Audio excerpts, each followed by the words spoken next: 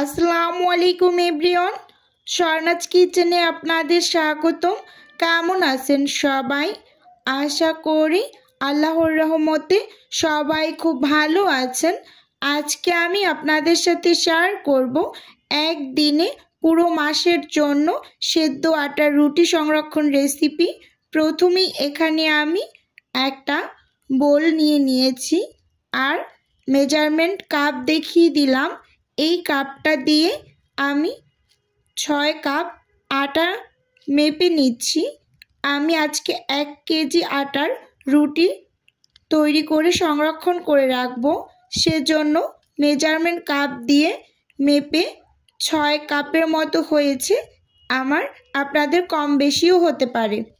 এখানে চুলোতে আমি একটা প্যানে মেজারমেন্ট কাপ দিয়ে মেপে 6 কাপ পানি দিয়ে দিয়েছি।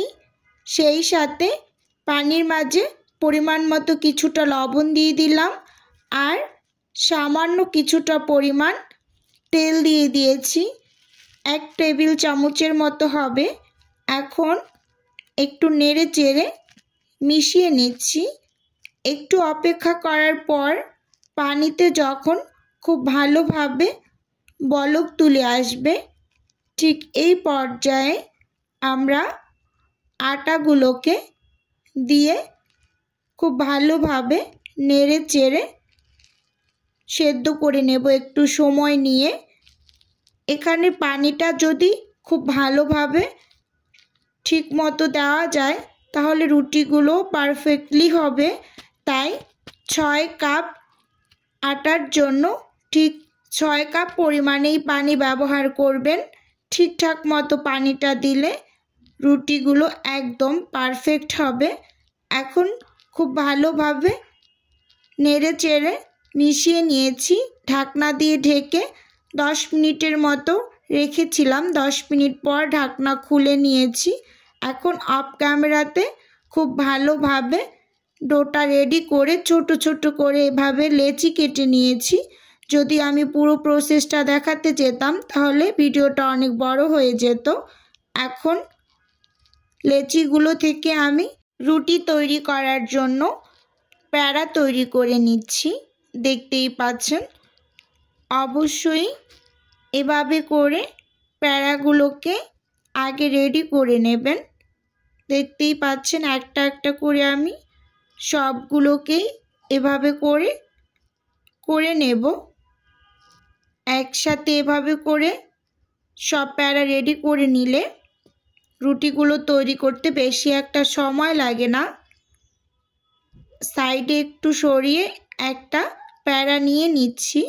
উপর থেকে কিছুটা পরিমাণ আটা ছিটিয়ে বেলুনির সাহায্যে এখন রুটিগুলোকে তৈরি করে নেব একটা একটা করে। ভিডিওর এই পর্যায়ে এসে প্রতিদিনের মতো আমার প্রিয় আপু এবং ভাইয়াদের উদ্দেশ্যে একটা অনুরোধ রাখছি, প্লিজ ভিডিওটা না টেনে সম্পূর্ণটা দেখার অনুরোধ রইল। আর ভিডিওর কোনো অংশ যদি আপনার কাছে একটুখানি হলেও ভালো লেগে যায় তাহলে প্লিজ চ্যানেলটি সাবস্ক্রাইব করে আমার সাথে থাকার অনুরোধ জানাচ্ছি। আর হ্যাঁ, ভিডিওর শুরুতে একটা লাইক দিয়ে ভিডিও দেখা কন্টিনিউ করুন। আপনার একটা লাইকই পারে আমার এই ভিডিওটা আরও অনেকের কাছে পৌঁছে দিতে। সব রুটিগুলোকে আমি তৈরি করে নিয়েছি ম্যাজিক করে, দেখতেই পাচ্ছেন। এখন ছেঁকে নেব। চুলোতে একটা প্যান বসিয়ে দিয়েছি। প্যানটা গরম হয়ে আসার পর রুটি দিয়ে দিলাম।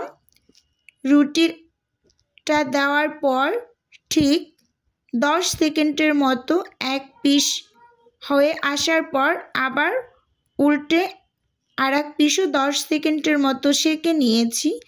প্রত্যেকটা রুটিই এভাবে এক পিঠ 10 সেকেন্ড, আবার উল্টে আর এক পিঠও 10 সেকেন্ড করে সেঁকে নিয়েছি সবগুলোকে এক এক করে। এখন রুটিগুলোকে ঠান্ডা করে নেওয়ার জন্য বিছানার উপরে আমি একটা ওড়না বিছিয়ে ফ্যানটা ছেড়ে রুটিগুলোকে এভাবে ওড়নার উপর ছড়িয়ে রেখেছি। ঠান্ডা করে নিয়েছি একেবারে। সবগুলো রুটি তুলে একটা চালনিতে রেখেছি।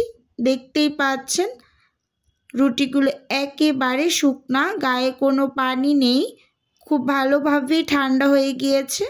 এখন আমি রুটিগুলোকে সংরক্ষণ করে রাখার জন্য একটা রুটি বক্স নিয়েছি। প্রথমে এই রুটি বক্সের রুটিগুলো আমি নর্মাল ফ্রিজে রাখবো, আর শেষের রুটিগুলোকে আমি ডিপ ফ্রিজে সংরক্ষণ করব।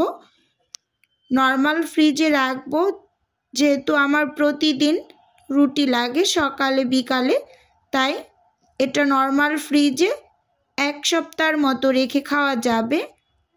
আর যে বাকি রুটিগুলো থাকবে সেগুলো আমি আর একটা বক্সে করে ডিপ ফ্রিজে সংরক্ষণ করব। আপনারা 1 সপ্তাহের বেশি হলে ডিপ ফ্রিজে সংরক্ষণ করবেন।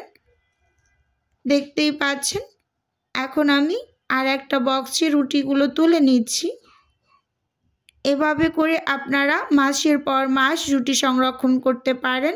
সকালে আমরা যারা গৃহিণী আছি, খুবই কর্মব্যস্ত জীবন আমাদের, তাই এভাবে করে যদি রুটি সংরক্ষণ করে রাখা যায় তাহলে সকালটা খুব রিল্যাক্স মুডেই কাটানো যায়।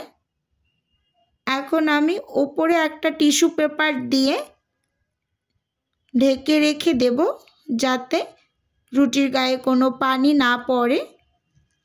আজকের ভিডিও এ পর্যন্তই। আল্লাহ হাফেজ। আসসালামু আলাইকুম।